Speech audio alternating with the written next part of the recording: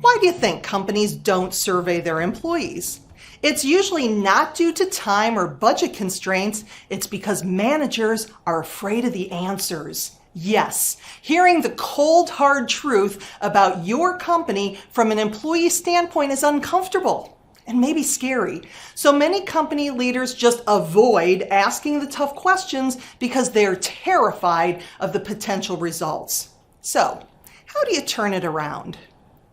First of all, conduct short, frequent surveys.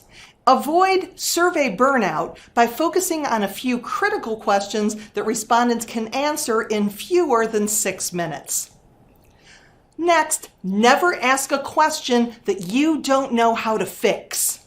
Asking questions on surveys implies a promise that you're going to act based on the answers received. And finally, don't be petty and try to figure out who said what. Create a safe environment for employees to share their honest thoughts. Yes, you may hear things that you don't like. Suck it up and see what you can learn from each comment. After all, when you uncover some easily correctable issues, think about how good it will make you and the rest of your team feel.